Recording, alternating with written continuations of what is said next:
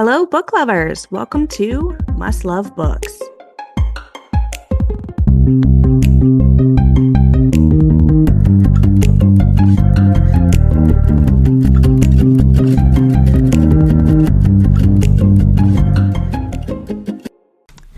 Hello, and welcome to the April Fool's edition, Everything is Dune with Tyler D. Martin.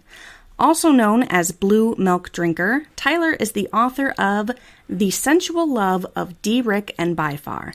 This is a short story inspired by a meme group on Facebook called Dune Siege Posting. Hello, Tyler. Hello, Krystle. How are you today? I'm okay. I'm so glad to have you on here for our April Fool's episode. Everything is Dune. Are you really? Ecstatic. Well, as you know, everything is Dune. Not everything is Dune, but like everything is Dune. You know what I mean? Totally. How about you explain it? Well, you see, Dune is this great story, and spoiler alert for a 50-year-old book, about a guy who goes to a desert planet, is worshipped by the locals as a messiah, and runs a bloody rebellion against the ruling class. As they do. As they do. And has several key elements I have written down here. So, Dune has folding space, spice, orgies, a prophecy of a Mahdi, or a chosen one, a Muad'Dib, who shows the way, a Lisan al-Gaib, who is a voice from the outside world. And all of these are the same character known as Paul Atreides. It also has a sand planet, sandworms, sexy space nuns and their magical sexy space nun skills, evil robots, and jihad. Lots of jihad. Okay, so show us some examples of what exactly is Dune in other mediums. Well, Dune begins thousands of years before Dune begins, when the robots take over and humanity has to fight back, such as Terminator or The Matrix. And The Matrix is a good place to start because it has a Mahdi in the form of Neo. He is the chosen one who is going to save humanity, save Zion from the evil robots. Which is the Butlerian Jihad, which is where humanity in Dune rises up against the robots to take them down. It also has orgies starting in the second movie. And you combine these elements together in Matrix, and it's just Dune. And orgies are a very important part of Dune? Absolutely. The most important part. They get really high and jump all through the siege. But what about the spice? Well, that's the fucking drug that gets you high as can be. It allows you to... It has true geriatric properties, so it slows down your aging. It enhances your mental powers, and it even allows some people to fold space and time in and of itself. It's a magical drug that you see show up in Star Wars and other franchises, I think, too. So, today in books, whenever there is a scene, such as a scene involving orgies, readers call that spice. So, what you're saying is Dune, they take spice in order to have spice. Yes. Extra spicy. Extra spicy. So, bring us to Star Wars. How is Star Wars Dune? How is Star Wars not Dune? I mean, you have Anakin. He's the chosen one. He is the Mahdi to bring balance to the Force. You have sand. You have a lot of sand. You have 2 planets dedicated to sand. 3 if you include... You have at least 3 planets on film. No, 4. Geonosis. You have 4 planets on film just dedicated to sand. You have spice. You have the sandworm in the form of the Sarlacc. The nuns, the Bene Gesserit in Dune, have a power called the Voice, where they can control people with their voice, just like a Jedi mind trick. Alright? There's an Emperor in Dune. You have an Emperor in Star Wars.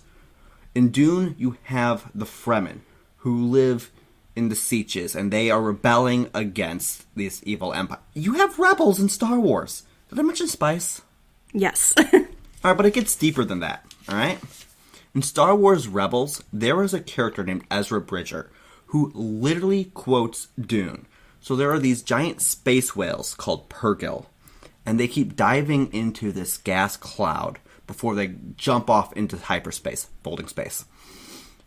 And Ezra sits there and he goes, I wonder if there's a relationship between the gas and the purgil. Just like Paul Atreides says, I wonder if there's a relationship between the worms and the spice. And then the Fremen have the ability to summon the worms with what they call a thumper, and then ride the worms and take them into battle. Ezra Bridger does the same exact thing. He summons the purgil and has them take down Admiral Thrawn. You're right. And you're missing one important similarity between Star Wars and Dune. Am I? Or you just haven't gotten it to it yet. But Anakin / Paul Atreides, they both just love to commit genocide. They do. They do. You have a chosen one committing genocide. I mean, that's how you bring balance to anything. Is it really? I don't think so. I don't think that's supposed to be the moral of the story. It's not. The moral of the story is to beware charismatic leaders who can lead you astray. They offer such promises, such rewards, and then they just bring chaos and disaster. But continuing Star Wars. You remember the Boba Fett series? Mm-hmm. Where Boba Fett is saved in the desert after a worm encounter? And then he rises the ranks of the Fremen leadership. Literally the people living in the sand, in villages in the sand, you know, the Tusken Raiders. Yeah, the Tusken They are Raiders. another version of Fremen.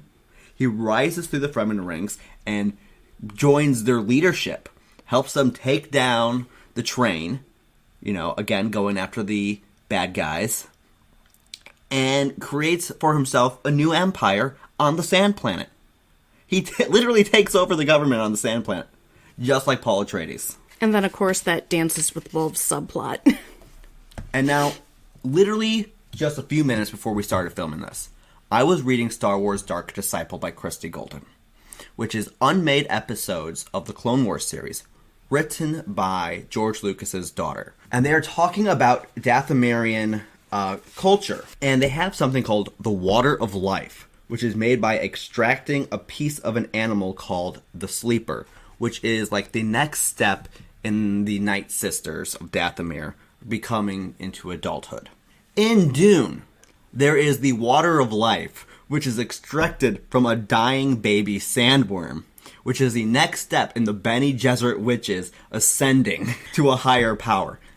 The monster that the Night Sisters get the Water of Life from is called the Sleeper. And when Paul Atreides converts the Water of Life from the poison that it is into water, being the only man to do so, and thus gaining the powers of a woman, he shouts, in the movie at least, "Father, the Sleeper has awakened!" It's literally, this page, 138 of Dark Disciple, is literally as Dune as you can get. Okay, so Star Wars is definitely Dune. Star Wars is definitely Dune. Other things that are definitely Dune. Nausicaa, Valley of the Wind, the, I believe, first film from Miyazaki. I could be wrong, but I think it's the first film. It's at least one of the early ones. You have giant bugs, like the giant sandworms. You have a prophecy of a man in blue, surrounded by gold, who will lead humanity back to coexisting with the Earth, which is like the golden path from Dune. Now, it's not a man in blue who ends up being the Muad'Dib in this case. It is a woman in blue. But this harkens back to the fact that Paul Atreides is an individual with not just the powers of a man, but the powers of a woman. There is a character in Nausicaa Valley of the Wind called Obaba, and she is an old blind woman whose counterpart in Dune is a woman named Shadout Mapes. And both of them openly weep when they are faced with the revelation that their prophecy is coming true. So there are several strong parallels between Nausicaa Valley of the Wind and Dune that I find very interesting. Avatar. Avatar. With the blue people. With the blue people. Not the Avatar is Last Dune. Airbender. Avatar is Dune. And also Fern Gully. But most importantly, Dune. Okay, so Avatar is Dune. It's also Fern Gully, but it's also Dune. So you have this character, Jake Sully, who comes from Earth to, what is it called, Pandora? And he is, in this case, a Lisan al-Gaib, a voice from the outside world. And he learns the Na'vi way, just like Paul learns the Fremen way. And then he leads a jihad against the oppressive, controlling government of humanity. Yeah, Avatar that's is a Dune. parallel. That's a parallel. I'd say the only difference is Jake is genuinely saving the oppressed people, whereas... He's not leading a jihad. Yeah, Paul uses an intergalactic jihad to destroy anyone who refuses to follow the Muad'Dib. Yeah, Paul Atreides basically uses fighting against an oppressive government as an excuse to commit genocide against everyone else. Well, it's not so much that he is leading the genocide, it's that as a religious figure, it becomes too much for him to control, and they just go out killing, even though he's like, no, wait, stop.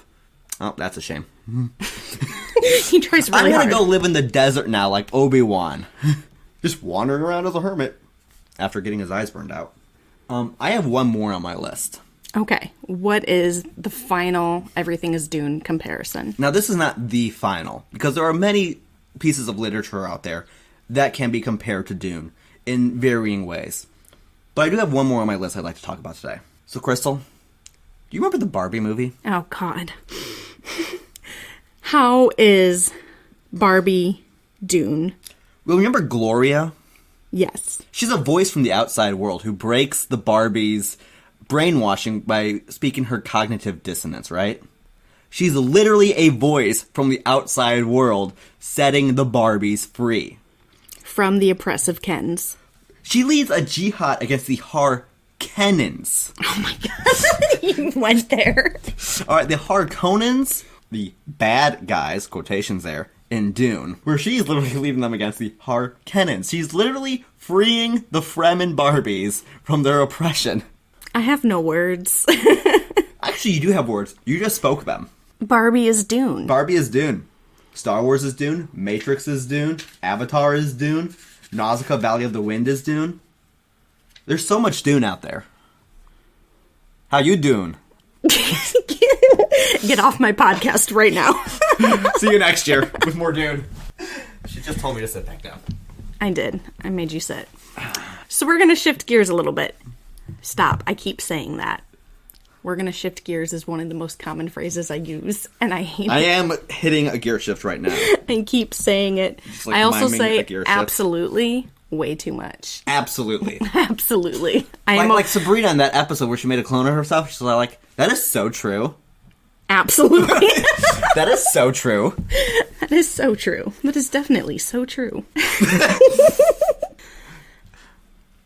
So you wrote a book. I wrote a book. If you can call it that. If you can call it that. It's 7 pages. It's on Amazon Kindle for 99 cents. 7 pages is technically a book. It's a short story. It's a short story, which I'm currently working on a sequel for, which is not going to be in the same style, I want to say.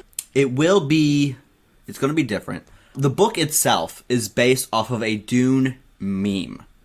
Tell us about the meme. In David Lynch's Dune, there is a scene, I want to say about 20 minutes into the movie. I could be wrong. It could be farther. It could be less. I want to say about 20 minutes. Where the Baron Vladimir Harkonnen is going over his plan with his Mentat, which is a human computer, named Piter. And he wants his nephews brought in. So he goes, bring in Fade and Raban! And then, get this, Fade and Raban walk in. Amazing. So this Dune meme group called Dune Siege Posting made a meme about this, if you can believe it. And it has thousands of iterations where a chubby man says, bring in Fade and Raban, which we've now shortened to just by far. And then another chubby man and a skinny man walk in. You can literally just take any scene from movies where it's one guy and then two guys, and boom, you have a by far. Now, you had sent me a TikTok about a woman who was talking about a short story, or a book, or whatever, where a woman falls in love with a door.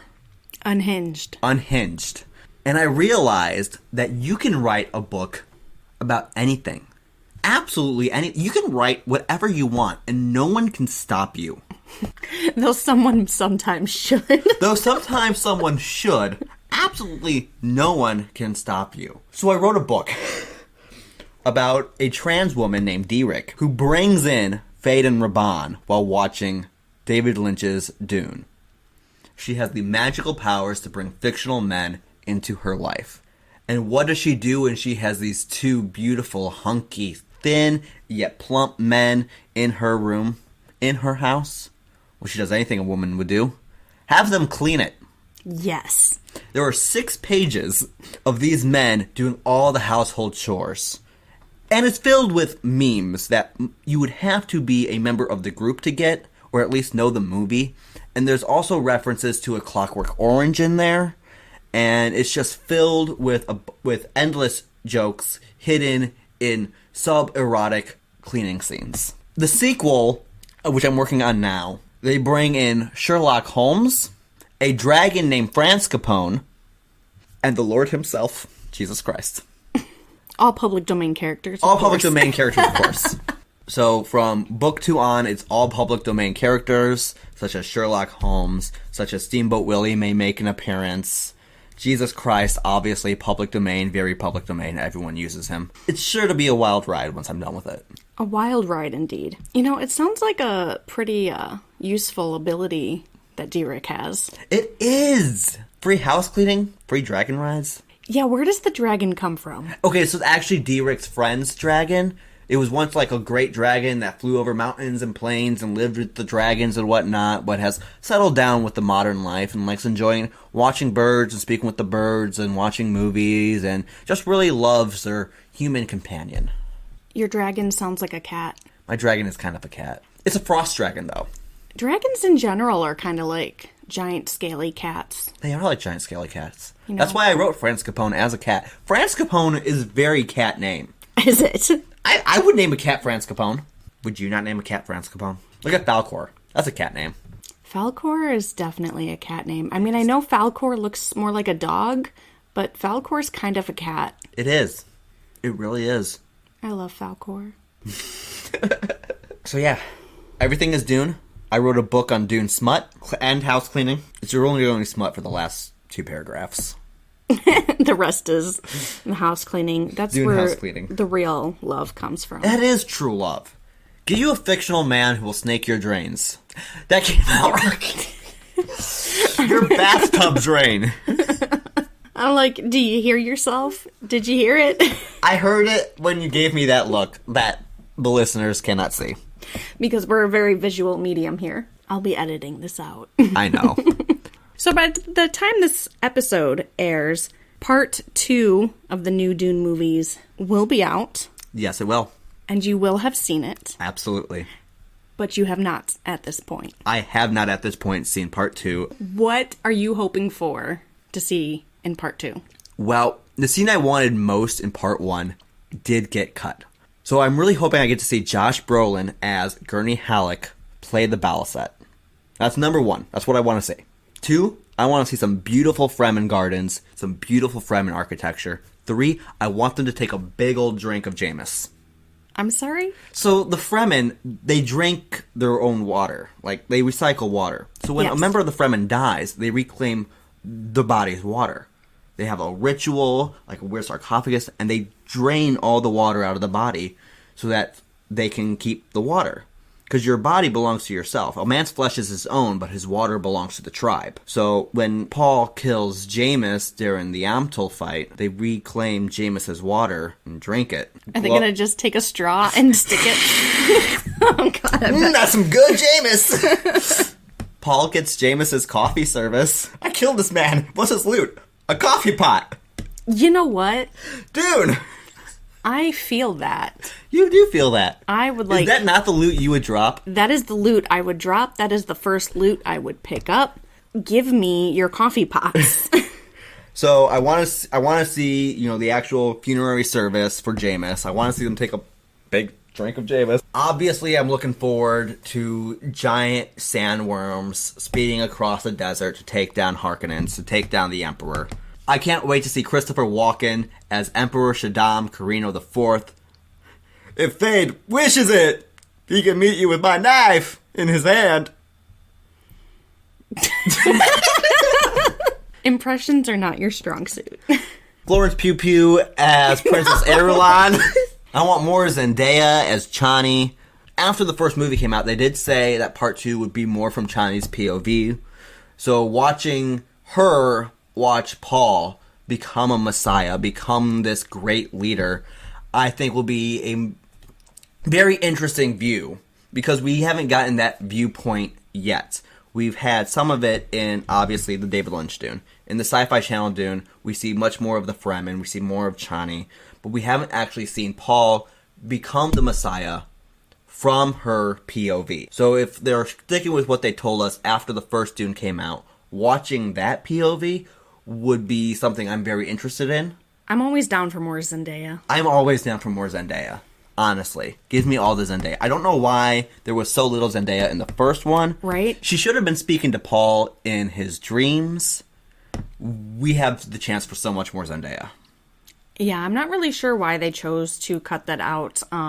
Because if you have the chance to include more Zendaya, you take it. Yes, you absolutely do. One thing about the Sci-Fi Channel Dune is that they expanded on Princess Irulan's role a lot more.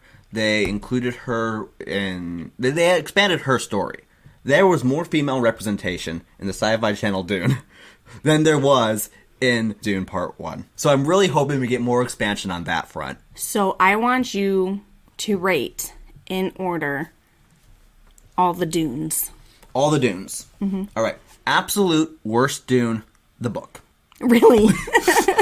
You've been trying to get me to read it for years, and you know what? I still haven't done it. I know. But I got you to watch Part 1. Number 2 would be Jodorowsky's Unmade Dune.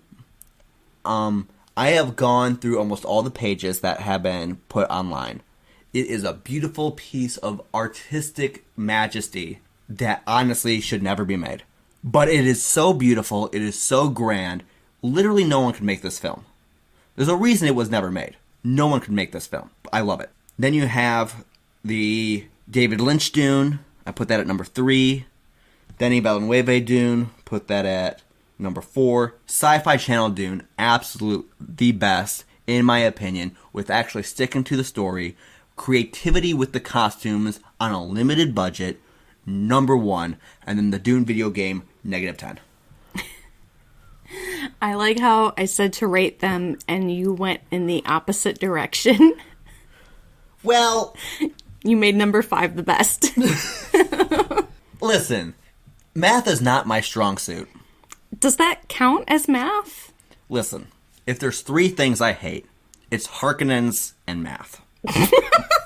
And on that note... You can't play music.